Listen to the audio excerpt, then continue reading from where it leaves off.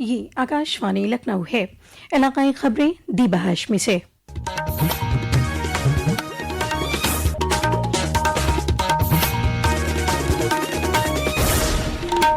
उत्तर प्रदेश के वजीर आला योगी आदित्यनाथ आज गोरखपुर में पंडित दीनदयाल उपाध्याय प्रशिक्षण महाअभियान 2026 के तहत मुनक़िद एक प्रोग्राम में शामिल हुए, जहां वजीर आला ने अपने खिताब में कहा, केंद्रीय संगठन के द्वारा दुनिया के सबसे बड़े राजनीतिक दल, जिसने अपनी स्थापना काल के से लेकर के अब तक 50 वर्ष से भी कम समय में दुनिया के सबसे बड़े राजनीतिक दल के रूप में देश के अंदर केंद्र के साथ साथ 22 राज्यों में अपनी सरकार अपने दम पर अपनी विचारधारा को प्रभावी ढंग से लागू करने की जिस अभियान को आगे बढ़ाया है, उस राजनीतिक दल के गोरखपुर जनपद के विशेष प्रशिक्षण शिविर के अवसर पर मैं आप सबका इस पूरे आयोजन के प्रति मैं जिला इकाई को हृदय से बधाई देता हूं, अपनी शुभकामनाएं देता हूं।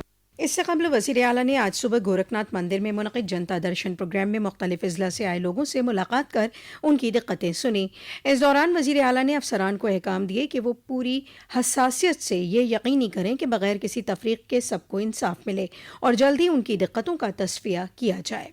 अंशकालिक अनुदेशकों के बढ़े हुए एजाजिया तकसीम को लेकर आज पूरी रियासत में उनके एजाज में प्रोग्राम मुनक़िद किए जाएंगे। लखनऊ के लोक भवन में मुनक़िद रियासती सतही जलसे में वज़ीर आला योगी आदित्यनाथ अंशकालिक अनुदेशकों के एजाज में इजाफा शुदा एजाजिया तकसीम प्रोग्राम का इनेकाद करेंगे। वाज़ेह है कि इनका एजाजिया 9,000 रुपये से बढ़ाकर 17,000 रुपये फी माह करने का फैसला किया गया है। इजाफा शुदा एजाजिया 1 अप्रैल से नाफिज किया गया है। रियासत में जारी डिजिटल मरदमशुमारी के पहले मरहले के तहत खुदशुमारी का अमल 7 मई से जारी है। 21 मई तक चलने वाले इस अमल में वज़ीर आला योगी आदित्यनाथ ने भी कल गोरखपुर में खुदशुमारी का डिजिटल फॉर्म भरा। वज़ीर आला ने रियासती आवाम से इस अमल में शिराकतदारी दर्ज कराने की अपील करते हुए कहा कि यह मुल्क की पहली मुकम्मल तौर से डिजिटल मरदमशुमारी है। इसका खास मकसद सही एदाद-ओ-शुमार जुटाकर मुल्क की तरक्की और बहबूदकारी स्कीमों की आउटलाइन तैयार करना है। मरकजी सानवी तालीम बोर्ड CBSE ने तालीमी सेशन 2025-26 के दर्जा 12 के बोर्ड इम्तिहान के नताइज के ऐलान होने के बाद तलबा और तालिबात के लिए मुख्तलिफ सहूलियात का ऐलान किया है। बोर्ड ने इस मरतबा तशखीस के अमल को और ज़्यादा सही और शफाफ बनाने के लिए ऑन स्क्रीन मार्किंग सिस्टम का इस्तेमाल किया है। पेश है एक रिपोर्ट।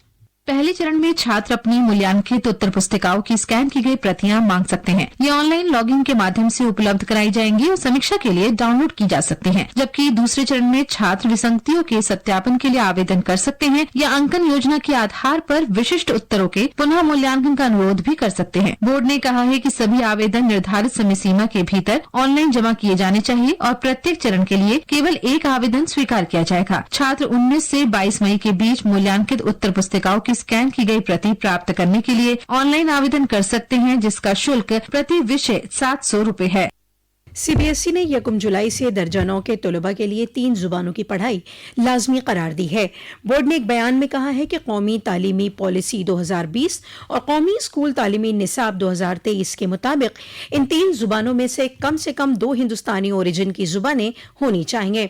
CBSE ने वाज़ेह किया है कि दर्जा 10वीं में तीसरी जुबान R3 के लिए कोई बोर्ड इम्तिहान नहीं होगा और R3 के लिए मुकम्मल तशखीस पूरी तरह से स्कूल पर मबनी और इंटरनल होगी। दिल्ली NCR की तरह उत्तर प्रदेश में भी SCR तैयार हो रहा है। UPSCR के डेवलपमेंट प्लान के तहत कानपुर, उन्नाव, लखनऊ, अयोध्या के दरमियान नमो भारत कॉरिडोर बनाने और रैपिड रेल चलाने की तैयारी है। इस प्रोजेक्ट का वसी खाका लखनऊ तरक्याती अथॉरिटी में मुशीर एजेंसी ने दिया है। इसमें नयागंज कानपुर, उन्नाव बशीरतपुर, नवाबगंज बंथरा, अमौसी लखनऊ, सुशांत गोल्फ सिटी, जुग्गौर बरेल, सफदरगंज भिटरिया और अयोध्या में स्टेशन की तजावीज है। इस पूरे प्रोजेक्ट पर तकरीबन 32,000 करोड़ रुपए खर्च होने का इम्कान है। NCRTC और उत्तर प्रदेश हुकूमत मिलकर मुश्तरका तौर से इस पर आगे काम करेंगे। वज़ीर आज़म नरेंद्र मोदी इस महीने की 31 तारीख को आकाशवाणी से मन की बात प्रोग्राम में अपने ख्यालात बांटेंगे। ये इस माहाना रेडियो प्रोग्राम की 134वीं कड़ी होगी। और महकमा मौसमियात के कयास के मुताबिक मानसून 18 जून को गोरखपुर के रास्ते रियासत में दस्तक देगा। इस साल मानसूनी सीजन में मामूल से कम बारिश के इम्कान है। महकमा आबपाशी और आबी वसाइल की जानिब से रियासत के सभी 18 डिवीजनों में 31 मई तक सैलाब कंट्रोल रूम कायम करने के अहकाम दिए गए हैं। सैलाब और मुतासर इलाकों की निगरानी के लिए ये कंट्रोल रूम 15 जून से 15 अक्टूबर तक 24 घंटे अलर्ट रहेंगे। इसी के साथ आकाशवाणी लखनऊ से इलाकाई खबरों का ये बुलेटिन खत्म हुआ। अगला बुलेटिन दोपहर 2 बजे FM पर नश्र किया जाएगा।